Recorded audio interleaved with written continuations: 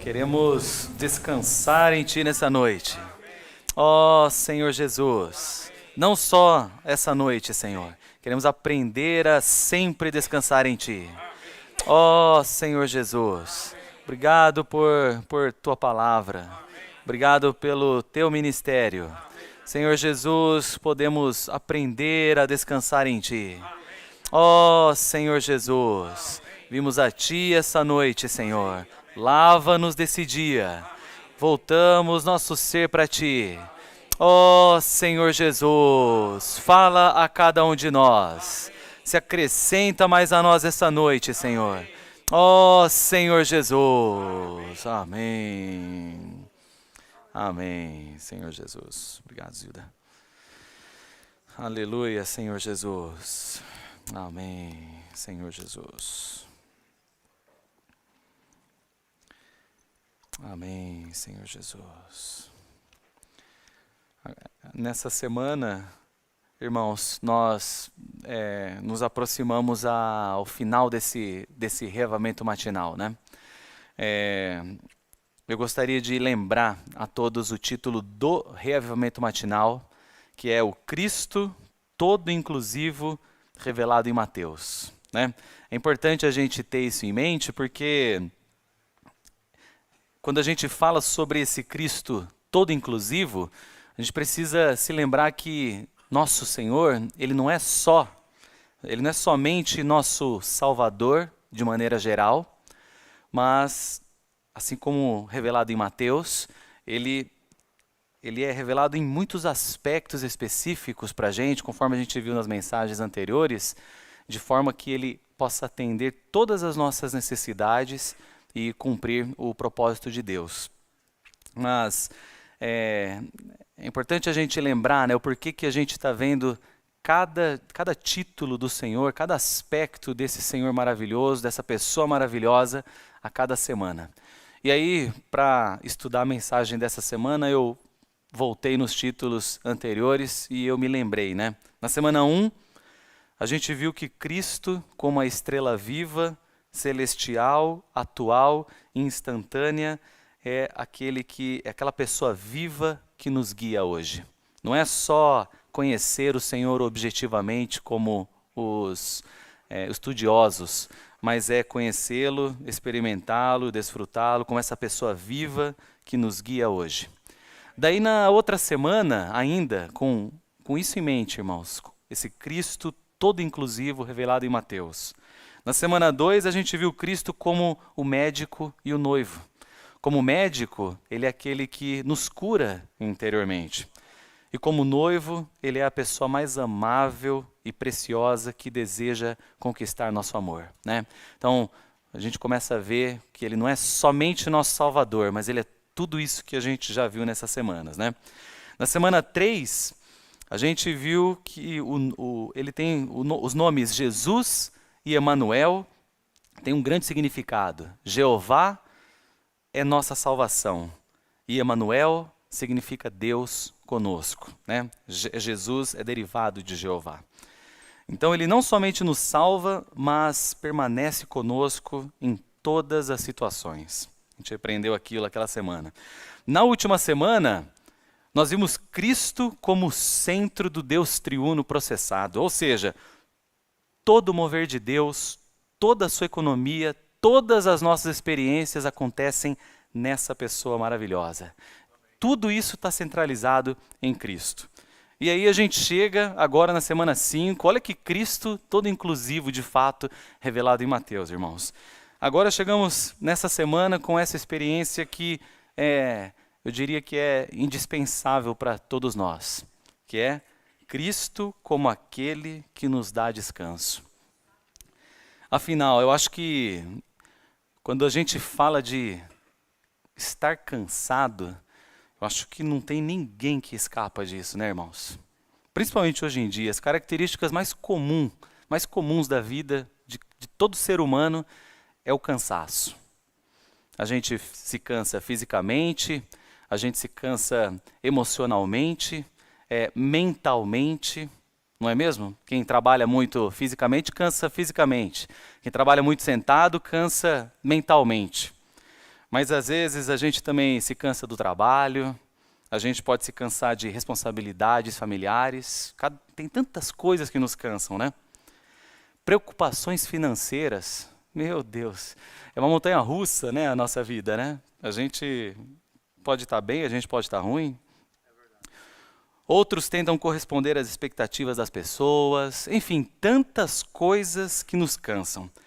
Na verdade, até mesmo a vida cristã, se a gente para pensar, ela pode nos cansar quando a gente tenta ser bons ou vencer nossos defeitos, porque a gente é cheio deles e a gente acaba sendo exposto, né, pela luz do Senhor. Ou até mesmo quando a gente tenta servir adequadamente e cumprir tantas responsabilidades que a gente tem diante do Senhor. Então, assim, parando para pensar na palavra cansaço, acho que não tem uma pessoa que escapa disso, né? Todos nós nos cansamos. A vida, só de você viver, você cansa, né? E essa mensagem, eu ganhei muito que o Senhor ele não apresenta um método para a gente não ficar cansado, para a gente ter descanso. Não, ele não apresenta umas férias para a gente deixar de fazer atividades, nada disso. Mas o que ele apresenta? Ele apresenta ele mesmo. Ele fala como? Como começa? Primeiro lugar romano, vinde a mim e eu vos darei descanso. Então, nós temos aqui já a saída, né? O descanso cristão é uma pessoa. Cristo é o nosso descanso, irmãos. Mas o Senhor vai além. A mensagem do Senhor vai além. Ele continua dizendo, tomai sobre vós o meu jugo e aprendei de mim. É até contraditório quando você para pensar. Eu fiquei meditando muito nesse versículo, irmãos. Porque você está cansado. E o Senhor, a solução que o Senhor te dá é vinde a mim. E para alguém que está cansado, você não oferece mais carga. Mas o Senhor chega aqui e fala o quê? Nós chegamos cansados, o Senhor oferece um jugo e um fardo. Parece contraditório, né? Contudo, a gente vai ver que o jugo, né, o próprio versículo diz, o jugo do Senhor é suave e seu fardo é leve. Por quê? Porque o jugo é a vontade do Pai e o próprio Cristo, a gente vai ver no desenvolvimento da mensagem, o próprio Cristo é a vida, a força, a energia para a gente poder cumprir a vontade do Pai. Então, assim, essa mensagem, ela tem 2 algarismos romanos, são 2 encargos principais. O primeiro é tomar a vontade do Pai como nosso jugo e aprender de Cristo. E o segundo é desfrutar Cristo, descansar com Ele e ser enchidos dele para que possamos trabalhar com Ele. Então a gente vai ver isso nesses 2 algarismos romanos. É interessante que o mundo, quando a gente pensa na vida nossa secular, ele ensina o contrário do princípio de Deus, né? O mundo é o quê? Trabalhe muito para poder descansar um dia. Não é assim? Aposentadoria é assim, né? Mas Deus ele mostra esse outro princípio, né? Ele fala primeiro descanse e desfrute Cristo e depois trabalhe em união com Ele. Então assim eu achei muito rica essa mensagem. Ela realmente vai nos mostrar esse princípio doce e que nos liberta desse cansaço que a vida em si nos dá e que o próprio inimigo de Deus usa todas as formas e maneiras para nos cansar, para nos exaurir, para que a gente realmente não possa servir o Senhor adequadamente. O algarismo romano 1 diz, vinde a mim, todos os que estáis cansados e sobrecarregados, e eu vos darei descanso. Tomai sobre vós o meu jugo e aprendei de mim, porque sou manso e humilde de coração, e achareis descanso para a vossa alma, pois o meu jugo é suave e o meu fardo é leve. Está em Mateus 11, né? A letra A diz, estar cansado aqui, só para também contextualizar os irmãos, né, deixar os irmãos bem claros, para quem não leu, quem leu já deve ter notado isso, o algarismo romano 1, ele é composto de vários subpontos que explicam esse versículo. Então, cada subponto explica uma frasezinha desse versículo e a gente vai se aprofundar nisso. Estar cansado aqui não se refere apenas ao esforço para guardar os mandamentos da lei e preceitos religiosos, mas também a lutar para ser bem-sucedido em qualquer obra. Quem se esforça assim está sempre profundamente sobrecarregado.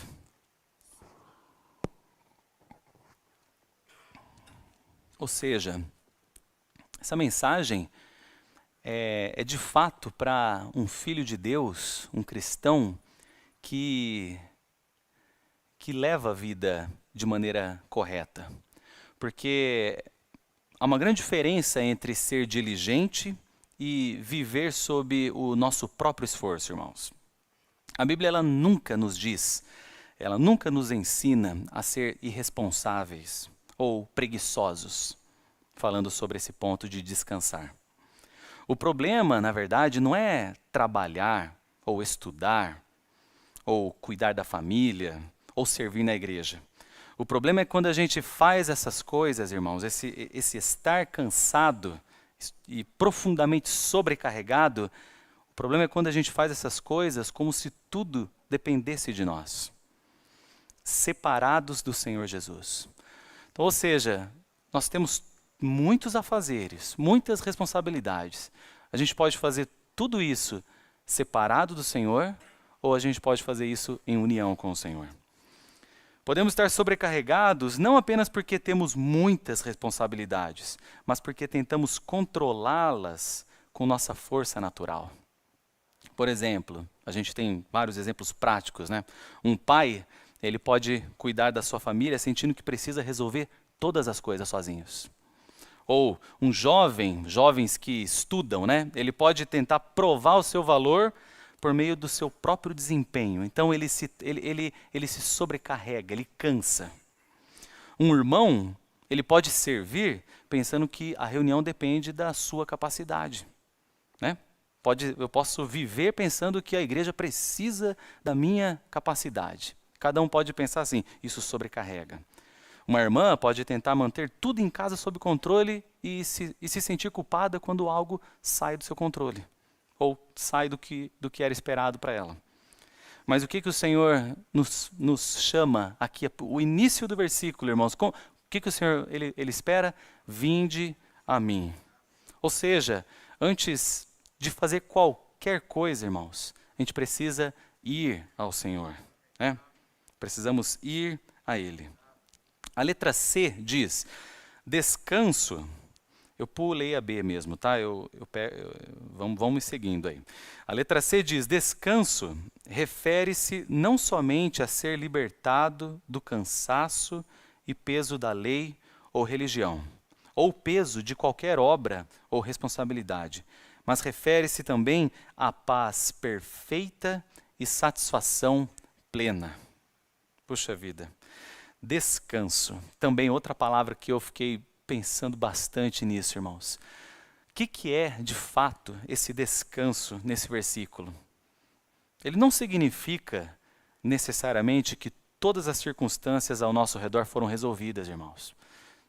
Se a gente esperar que tudo seja resolvido exteriormente, a gente está perdido. A gente pode ainda ter problemas não solucionados, mas mesmo assim, possuir descanso interior. Essa é a lição que o Senhor quer nos ensinar aqui. Paz perfeita, quando dito aqui no ponto, significa que interiormente não estamos lutando contra Deus. E a satisfação plena que Ele nos dá, significa que Cristo é suficiente para nós naquele momento. Então, sempre que nós vimos ao Senhor, nós encontramos paz perfeita. Por quê? Porque a gente deixa de lutar contra Deus. A gente aceita a vontade de Deus, Pai. E a gente encontra a paz, a satisfação plena, que é o quê? Cristo se torna suficiente para nós naquela situação. Talvez ainda haja o quê? Conta para pagar, uma decisão importante profissional para se tomar, um problema familiar ou até mesmo uma enfermidade. Tudo ainda pode existir. Mas o descanso, ele não vem porque tudo mudou exteriormente. Ele vem porque, em meio a todas essas situações, a gente de fato encontrou a suficiência no Senhor. Então, assim, é uma lição, irmãos. A gente precisa aprender, né? A gente tem esse refúgio em Cristo. A gente precisa aprender na nossa vida, sempre, antes de qualquer coisa, ir ao Senhor. É isso que ele fala. Ele começa dizendo: vinde a mim. A gente precisa ir ao Senhor, porque nele a gente vai encontrar descanso. As circunstâncias externas podem mudar? Podem. Não podem. A gente não sabe. Mas no Senhor, em nosso espírito, a gente encontra essa paz perfeita e satisfação plena. É um exercício, né? A gente precisa aprender a exercitar, a se voltar mais e mais ao Senhor.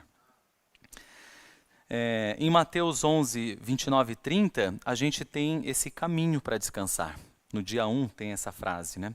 Que é o quê? A vontade de Deus. Porque o Senhor diz: tomai o meu jugo. E a gente aprendeu nessa mensagem que tomar o jugo do Senhor é tomar a vontade de Deus para nós. À primeira vista, a gente pode pensar, isso principalmente, eu lembro que quando eu era mais jovem, eu pensava muito isso, mas à primeira vista a gente pode pensar que estar livre significa poder fazer o que a gente deseja. Não é assim? Eu não poderia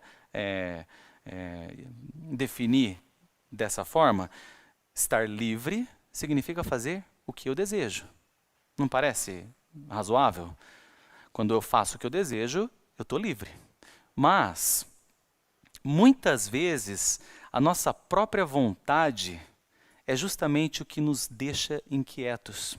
É justamente o que nos prende em algum sentimento ruim, irmãos. Por exemplo, ficamos sem descanso quando a gente insiste que uma determinada situação aconteça do nosso modo.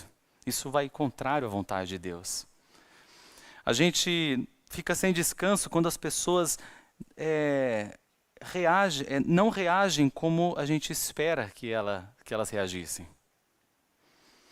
A gente fica sem descanso quando insistimos que nossa carreira siga exatamente o nosso planejado. Aí acontecem coisas e a gente perde o descanso. Por quê? Porque a gente porque a gente está olhando para a nossa vontade. A gente fica sem descanso quando insiste que a nossa família corresponda às nossas expectativas, ou que o serviço do Senhor seja realizado segundo a minha preferência. Eu gosto que faça do meu jeito as coisas. E aí, quando a gente insiste nessas coisas, a gente perde o descanso. Mas o descanso, na verdade, com isso, irmãos, a gente aprende que ele começa quando a gente toma a vontade de Deus. É o quê? Senhor Jesus, não importa o que eu quero, não importa o que eu penso, eu simplesmente confio no Senhor, eu confio na sua vontade perfeita para mim, né? Isso não significa passividade, na verdade significa agir diligentemente, sem lutar interiormente contra a soberania de Deus. Já pensou? Você é diligente, mas se algo muda, você simplesmente aceita aquilo como a vontade de Deus. Que a gente realmente possa aprender isso, irmãos. A letra D diz: tomar o jugo do Senhor é tomar a vontade do Pai. Não é ser governado ou controlado por nenhuma obrigação da lei ou da religião, nem ser escravizado por qualquer obra, mas é ser constrangido pela vontade do Pai. Então, irmãos, o jugo do Senhor, ele de fato nos restringe. Tomar a vontade do Pai, tomar a vontade de Deus, de fato é uma restrição para nós. Eu posso dizer por experiência, tenho certeza que os irmãos podem dizer por experiência. Quando a gente resolve viver uma vida consagrada ao Senhor, a gente se restringe. A gente não é mais livre para fazer o que quer, não é verdade? Mas essa restrição também nos preserva e dá descanso. É isso que essa mensagem mostra. Um jugo, só para os irmãos também se lembrar, o que é um jugo? Um jugo, ele é aquela madeira, não sei, acho que é de madeira normalmente, né, quando era feito, mas que une, canga, que une dois animais. Então, espiritualmente, tomar o jugo do Senhor é deixar de caminhar sozinho e passar a caminhar juntamente com Ele. Já pensou, irmãos? Porque o Senhor foi aquele que tomou a vontade de Deus. Ele tomou esse jugo. E ele nos chama para se juntar com ele. Então, por isso que é um jugo suave e fardo leve, né? O jugo do Senhor é um trecho do dia 1. É a vontade do Pai. E seu fardo é realizar a vontade do Pai. Cristo, o Rei Celestial, sempre se submeteu à vontade do Pai, tomando a vontade de Deus como sua porção e não resistindo a coisa alguma. Assim, ele descansava todo o tempo. Já pensou, irmãos, a gente descansar todo o tempo? Não ter ansiedade, não ter preocupação, não passar raiva, não passar ciúmes, não passar inveja, não ter nenhum desses sentimentos ruins, irmãos. A letra E diz: o Senhor viveu tal vida, não cuidando de nada além da vontade de seu Pai. Ele submeteu-se totalmente à vontade do Pai. Logo, ele nos pede que aprendamos dele. Por isso que nesse versículo ele diz: aprendei de mim.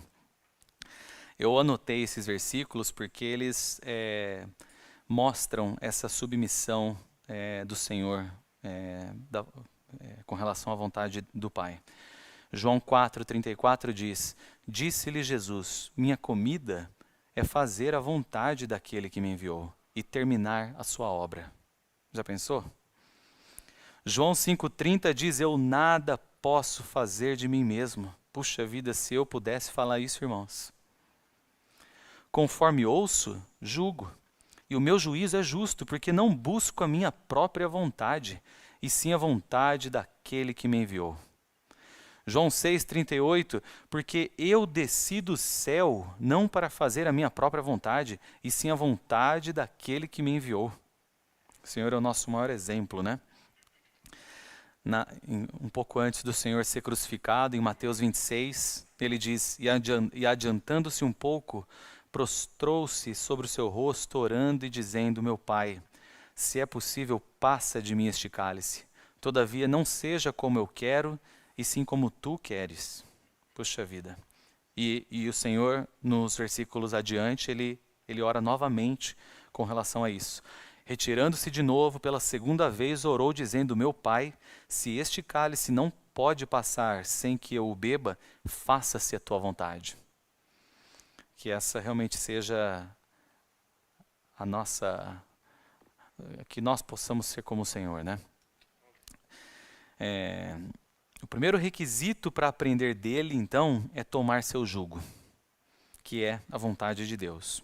A vontade de Deus tem de ser colocada sobre nós. Temos de colocar o nosso pescoço sob esse jugo. Isso é um trecho do dia 1 também. Então,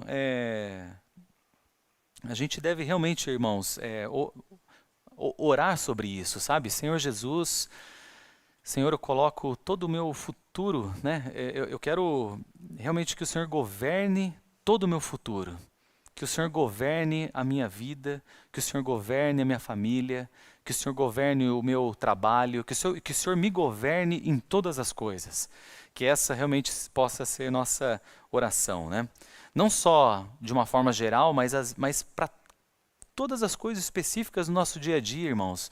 A gente tem que sempre estar debaixo desse jugo. Quando a gente está debaixo desse jugo, a gente encontra descanso, né? A gente pode orar: Senhor, submeto a Ti essa decisão que eu tenho que tomar.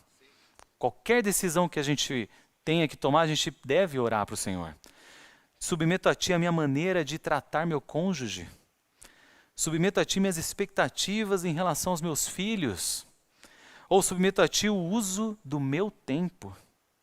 Submeto a Ti a minha função na igreja. Já pensou, irmãos? A gente deve orar por cada coisa na nossa vida, irmãos. E a gente também precisa labutar para a economia de Deus. Mais um trecho do dia 1. O descanso do Senhor não produz... isso é interessante, irmãos, porque esse trecho que eu li do dia 1, também precisamos labutar para a economia de Deus. A gente percebe que a gente está falando de descanso, mas esse descanso no Senhor, ele não produz inatividade. Pelo contrário, ele produz um labor diferente.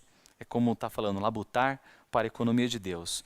Por quê? Porque antes nós trabalhávamos por nós mesmos. A gente fazia as coisas com a nossa vontade, para a nossa satisfação, ou pela pressão das circunstâncias. Tudo que a gente fazia era pensando em nós. Mas, quando a gente descansa no Senhor, a gente elabora para a economia de Deus. Isso é, para que Deus dispense Cristo às pessoas e edifique a igreja como seu corpo. Então, irmãos, o que significa laborar para a economia de Deus? A gente pode pensar que laborar para a economia de Deus é vir nesse prédio de reunião e fazer qualquer coisa relacionada à igreja. Sabe? Eu vou arrumar cadeira, eu estou laborando para a economia de Deus. Eu estou compartilhando a mensagem, eu estou laborando para a economia de Deus. Mas, irmãos, isso é muito mais abrangente, é muito mais no nosso dia a dia do que a gente possa imaginar. Mesmo nas nossas responsabilidades comuns, mesmo nessas atividades comuns, elas podem ser relacionadas à economia de Deus. Isso é importante, irmãos, a gente aprender. Porque quando a gente ouve esse termo, economia de Deus, a gente pode realmente levar isso muito para o teórico. E a gente pensa que a economia de Deus não tem a ver com o meu viver diário. Mas, como que eu labuto para a economia de Deus no meu viver diário? Eu trabalho para expressar Cristo. Não é? Eu posso trabalhar só por trabalhar, eu posso trabalhar para ganhar dinheiro, eu posso trabalhar para seja lá o que for, mas a gente sempre tem que ter em mente que a gente trabalha para expressar Cristo, onde quer que a gente esteja. A gente cuida da família para ministrar Cristo. A gente estuda jovens, a gente tem... tem jovens ainda que estudam aqui? Na verdade, tem muitos que estudam, né? Até pessoas mais velhas que estudam também. Mas nós estudamos para sermos vasos úteis ao Senhor, não é? Nós servimos os irmãos para a edificação do corpo. Nós cuidamos da nossa saúde e do nosso tempo para estarmos disponíveis ao Senhor. Percebem? Até um exercício que a gente faz, a gente está contribuindo para a economia de Deus.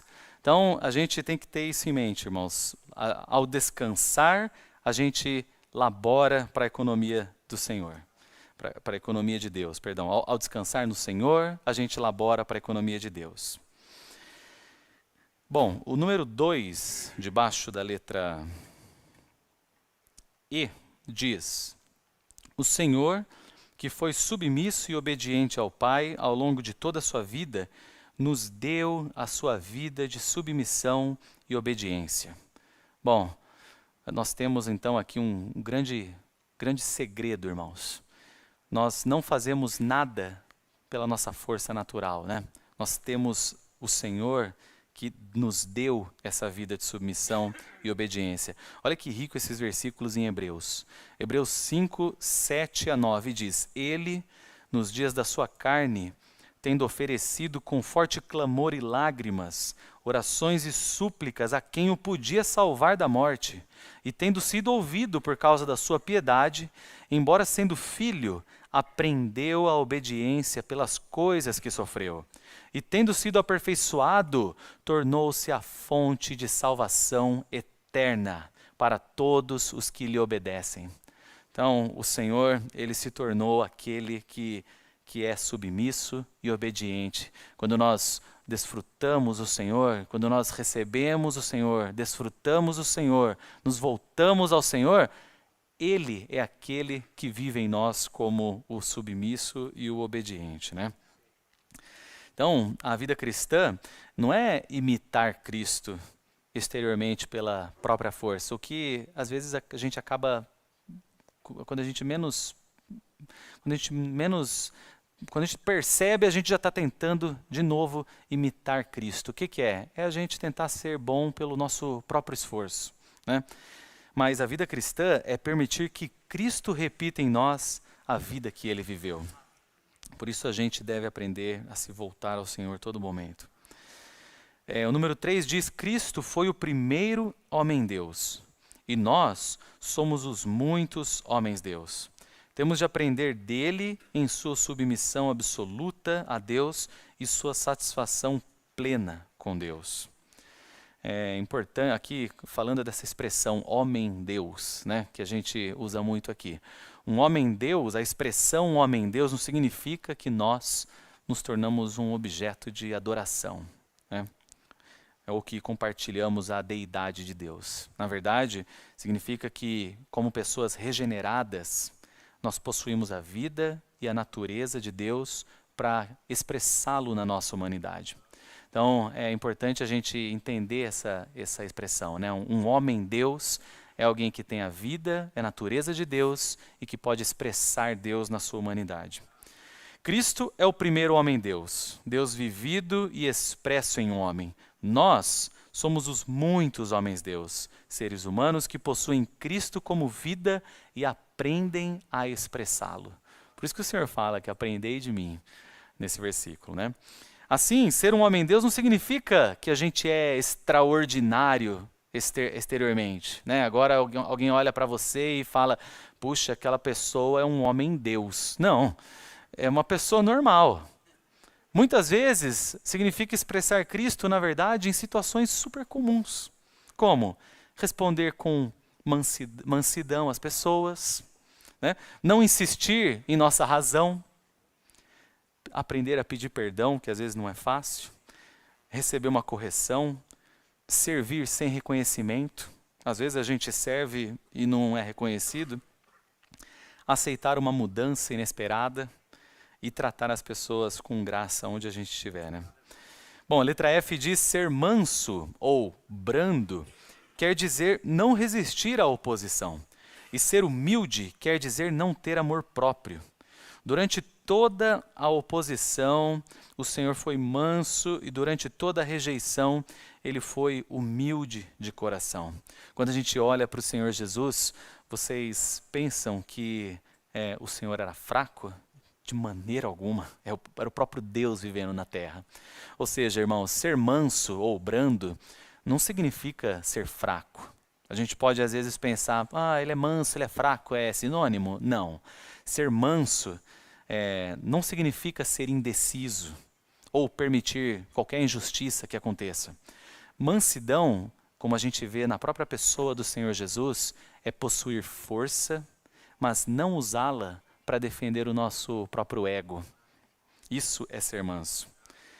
O Senhor poderia ter resistido aos que o rejeitavam, mas não viveu para preservar sua posição ou reputação.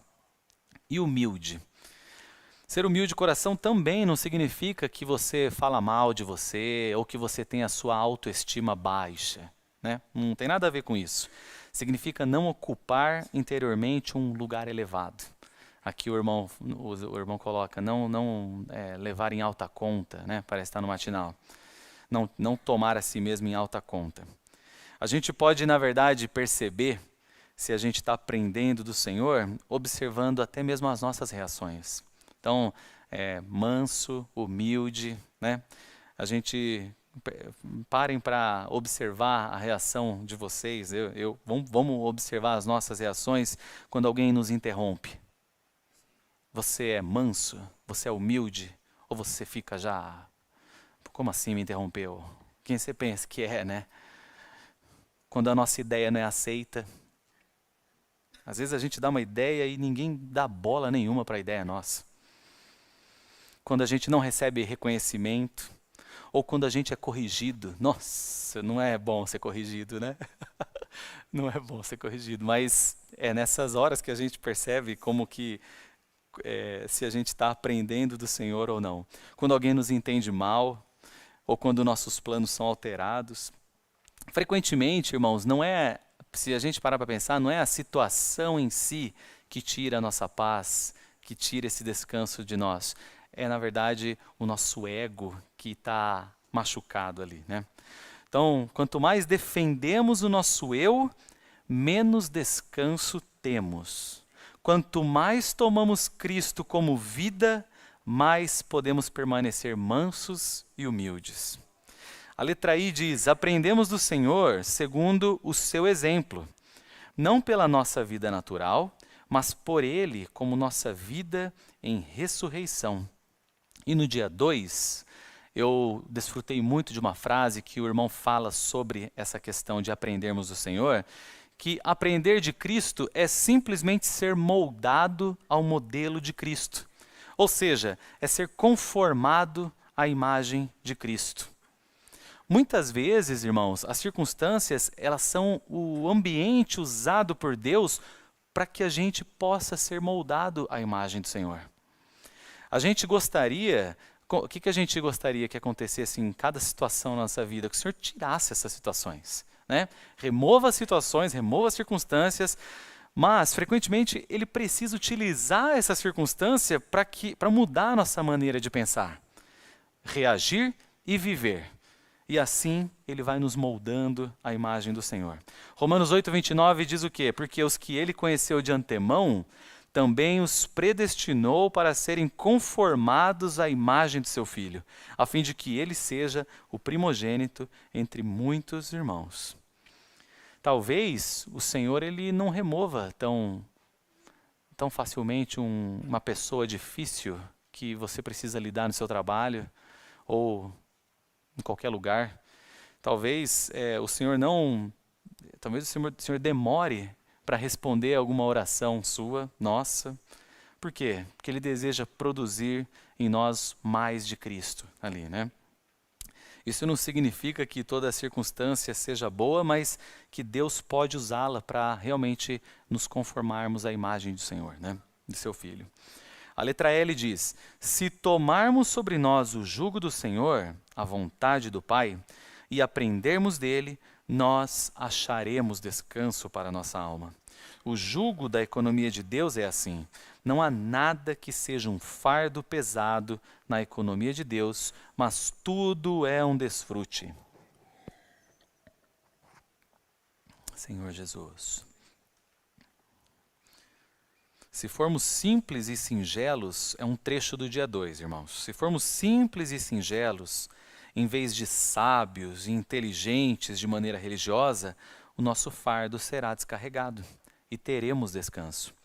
Essa é a vida do reino, uma vida de se banquetear, uma vida de desfrute e uma vida de descanso. Sempre que perdemos o descanso, isso é uma indicação de que não experimentamos a vida do reino. Isso serve para nós. Bom, assim a gente vai para o algarismo romano 2. Em Êxodo 31, de 12 a 17, após um longo relato acerca da edificação da habitação de Deus, há uma repetição do mandamento para guardar o sábado.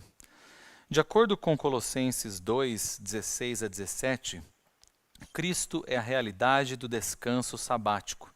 Ele é nossa completação, descanso, tranquilidade e satisfação plena.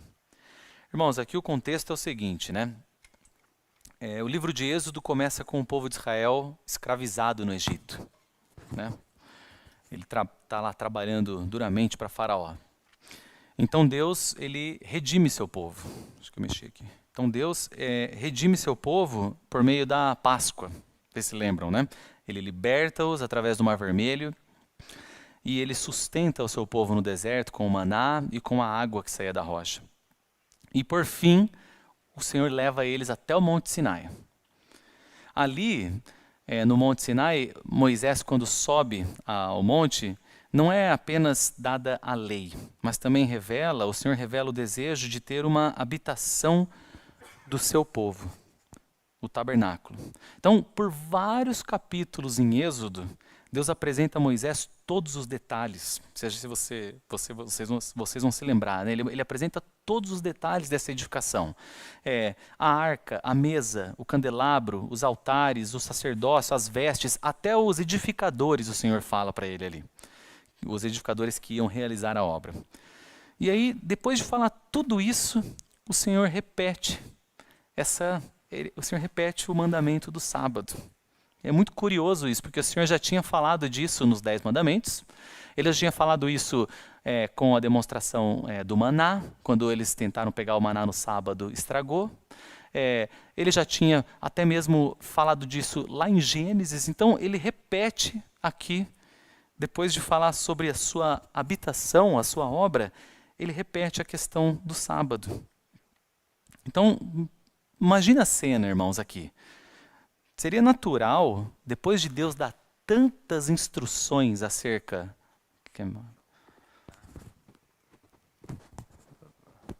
Obrigado. Seria natural, depois de Deus dar tantas instruções sobre o trabalho, afinal, não é assim que a gente faz? A gente vai fazer uma reunião para executar um trabalho bem complexo. Então a gente tem a reunião, a gente fala sobre isso, fala, bom, agora vocês estão claros sobre o que cada um tem que fazer, pode ir embora, vai fazer, a gente não tem tempo a perder. Mas Deus, depois de dar todas as instruções, ele fala, agora vocês têm que lembrar de descansar. Isso não acontece no nosso trabalho, irmãos. Isso não acontece na vida real nossa, né? Mas Deus aqui, em princípio, diz, antes de trabalhar, lembre de sábado. Isso revela o coração de Deus. Deus não está interessado apenas no que fazemos para Ele, irmãos. Ele se importa com a fonte da qual o nosso trabalho procede e com a nossa condição enquanto trabalhamos. Esse é o nosso Deus. A letra A diz, o fato de a inserção sobre o sábado seguir a incumbência sobre a obra de edificação do tabernáculo indica que o Senhor estava dizendo aos edificadores, os obreiros, para aprenderem a descansar com Ele à medida que trabalhassem para Ele. Se a gente souber apenas trabalhar para o Senhor, mas não descansar com Ele, a gente vai estar agindo de modo contrário ao princípio divino, irmãos. Olha como é sério isso. Isso realmente é para a gente se lembrar disso e se lembrar de nos voltarmos ao Senhor sempre, né? A gente não deve ficar naquele automático trabalhando nem nas coisas nossas e muito mais para as coisas, para serviços na igreja, né, para o Senhor. O princípio do sábado não é uma questão do dia em que é observado, é um trecho do dia 3. Mas que trabalhar com o Senhor requer que aprendamos a descansar com Ele. No Novo Testamento, o sábado é uma sombra, como é dito em Colossenses. E Cristo é sua realidade. Colossenses 2, que está no algarismo romano 2, mostra que os sábados eram sombra das coisas vindouras, mas o corpo, a realidade, é Cristo. Portanto, quando a gente fala de guardar espiritualmente o sábado, é tomar Cristo como nossa completação, tranquilidade, satisfação, força, suficiência e descanso interior. Né? Outro trecho do dia 3. Alguns podem achar que o significado do sábado é simplesmente parar de trabalhar. Não pensam que é assim? Alguns? Esse não é o verdadeiro sentido do sábado na Bíblia. Segundo o livro de Gênesis, essa explicação é importante a gente prestar bastante atenção, porque explica, né? Segundo o livro de Gênesis, para Deus o sábado é o 7º dia, mas para o homem é o 1º dia. Em 6 dias, Deus criou os céus, a terra e tudo que era necessário para o homem existir, a fim de cumprir o propósito de Deus. Isso sempre esteve no coração de Deus. Depois que todas as coisas foram feitas, o homem foi criado no 6º dia. Isso significa que assim que o homem surgiu na mão criadora de Deus, seu 1º dia era o 7º dia para Deus.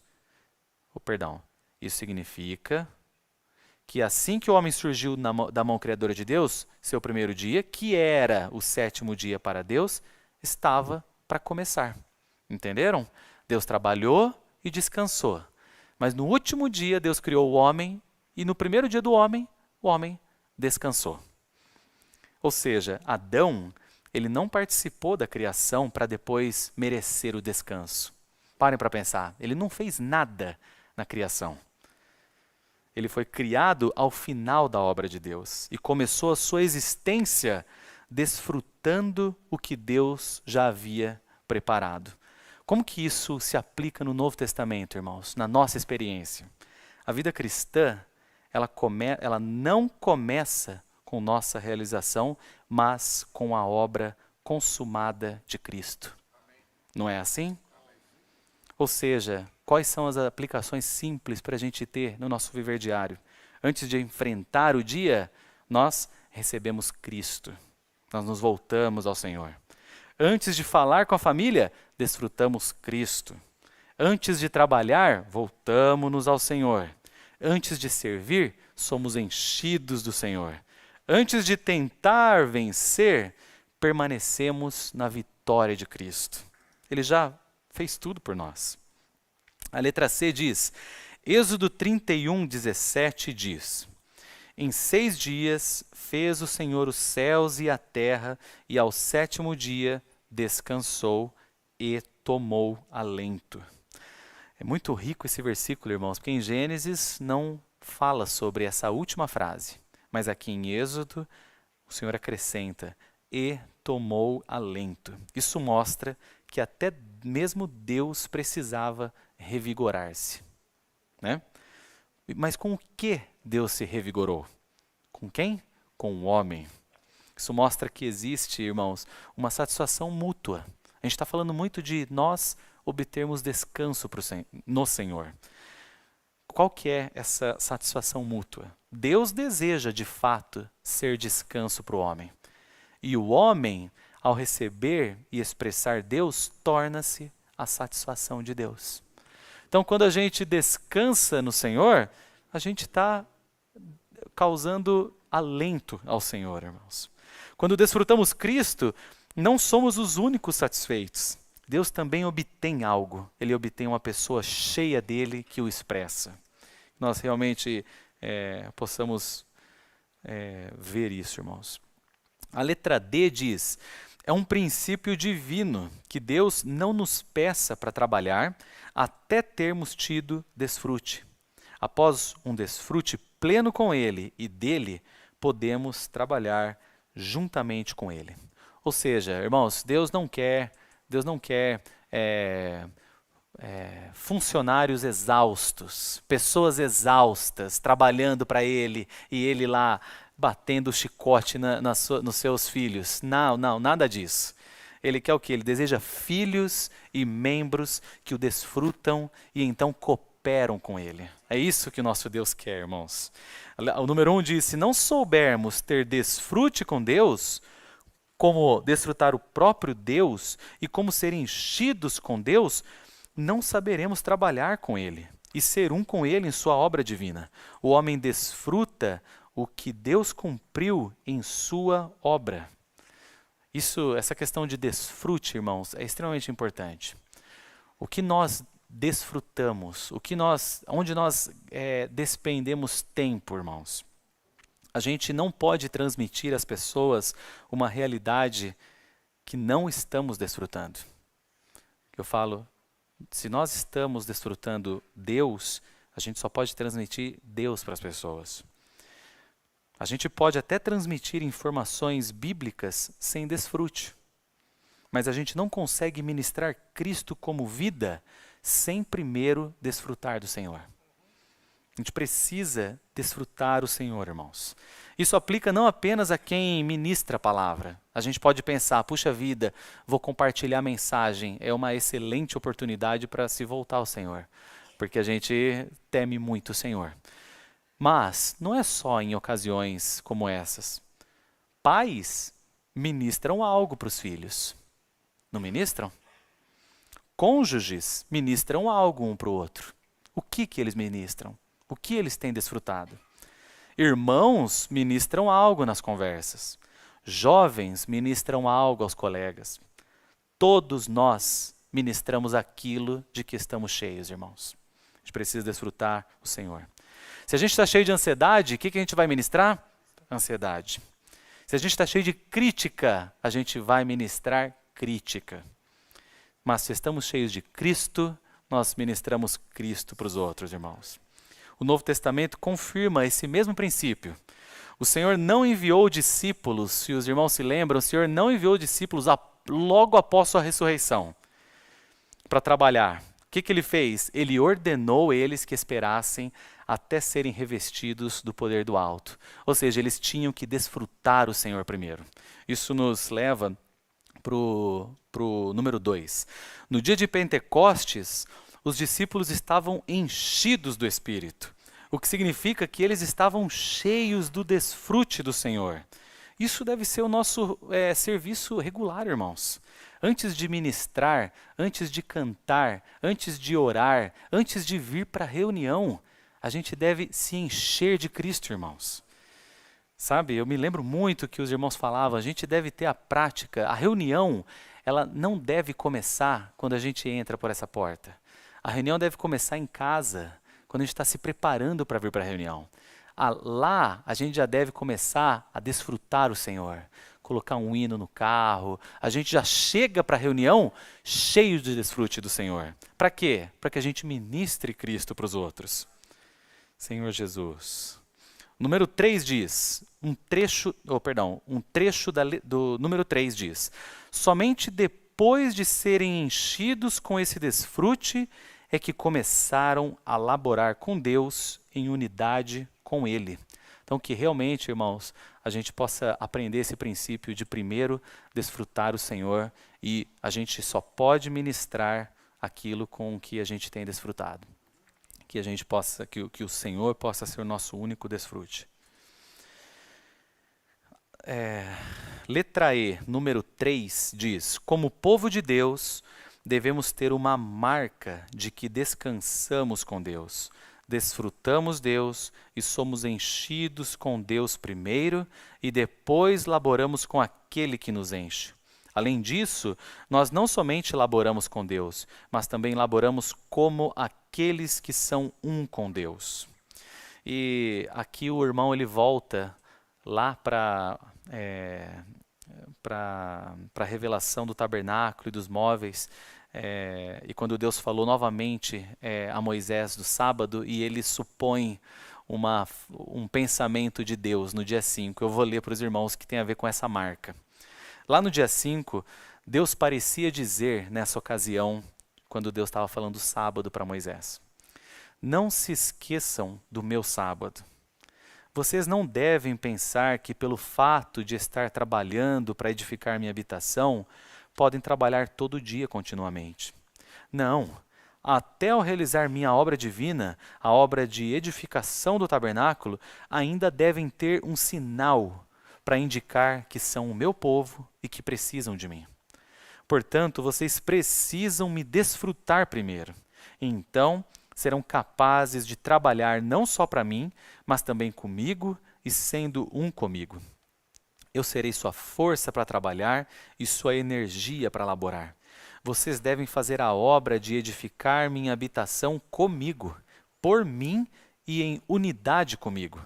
Vocês são o meu povo e devem levar um sinal mostrando que necessitam de mim para ser seu desfrute, força e energia.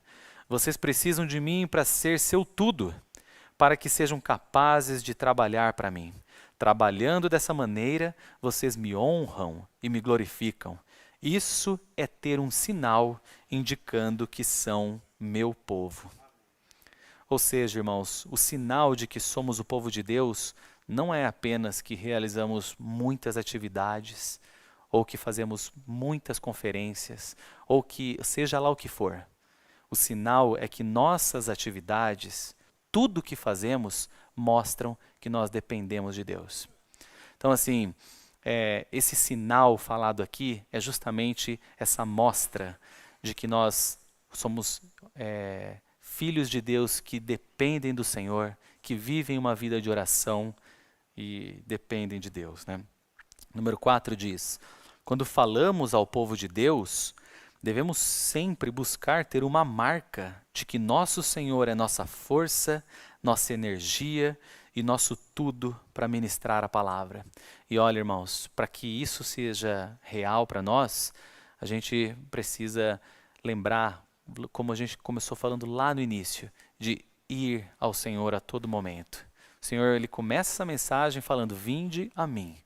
Então a gente precisa aprender para qualquer coisa que façamos, irmãos, de ir diante do Senhor, de pedir a bênção do Senhor, declarar a nossa dependência ao Senhor. Quando a gente faz isso, você conversa com alguém, você fala, até mesmo quando você diz, alguém responde, eu faço questão, eu gosto muito de falar, quando alguém me pergunta no trabalho, ô Vitor, tudo bem, como é que você está? Eu falo, tô bem, graças a Deus. Porque tudo na nossa vida é graças a Deus. Então a gente tem que ter esse sinal de que tudo que nós somos, tudo que nós temos, tudo que fazemos é por causa do Senhor, né? Esse é o nosso sinal. A letra F diz: guardar o sábado é também um acordo ou aliança eterno que garante a Deus que seremos um com Ele, primeiro, ao desfrutarmos dele e sermos enchidos dele, e depois, ao laborarmos para Ele, com Ele e em unidade com Ele. A letra G. O sábado também é uma questão de santificação. Quando desfrutamos o Senhor e depois trabalhamos com Ele, para Ele e sendo um com Ele, espontaneamente somos santificados, separados para Deus de tudo que é comum e saturados com Deus para substituir tudo que é carnal e natural. Essa santificação, irmãos, um termo no ministério maravilhoso. Não é apenas uma mudança exterior, né, de comportamento. Não, nada disso. A santificação é sermos separados do que é comum e sermos saturados com Deus, né, como o próprio ponto aqui diz. Quando nós trabalhamos pela força natural, a gente permanece comum. Nós reagimos como qualquer pessoa reage. Competimos, discutimos, ficamos ansiosos e a gente protege o nosso interesse. Mas quando a gente desfruta o Senhor e trabalha em unidade com Ele, Deus, pouco a pouco, é acrescentado ao nosso ser. Gradualmente, essa substituição que está no ponto falando, Deus, Ele substitui tudo que é carnal e natural. Gradualmente, Ele vai substituindo isso no nosso ser. Nossa impaciência por sua longanimidade, nossa dureza por sua mansidão, nossa ansiedade por sua paz, nossa força natural por sua energia, nossa opinião pelo sentimento do Senhor. Esse é o resultado santificador e o verdadeiro descanso que a gente encontra no Senhor. E por fim, a letra J, ela diz: a obra de edificação do tabernáculo, de toda a sua mobília, que tipifica a obra do Senhor para edificar a igreja, deve começar com um desfrute de Deus e continuar em intervalos com o refrigério ao desfrutar Deus. Isso indicará que não trabalhamos para Deus pela nossa própria força, mas pelo desfrute dele e por ser um com ele. Isso é guardar o princípio do sábado com Cristo como descanso interior em nosso espírito. Amém, irmãos? Então, essa é a mensagem. O descanso não é, a gente por fim acaba vendo, né, com o segundo ponto. O primeiro ponto nos mostrou a preciosidade do Senhor nas nossas vidas e o descanso que a gente pode encontrar no Senhor. E o segundo ponto mostra que esse descanso não é apenas algo que recebemos para o nosso bem-estar pessoal. O descanso, na verdade, quando a gente descansa no Senhor, está totalmente relacionado com a edificação da igreja. Então, é interessante, é interesse de Deus que nós descansemos no Senhor. E por fim, é um bem-estar pessoal nosso, porque não há nada melhor do que a gente viver uma vida descansando no Senhor, né? Amém.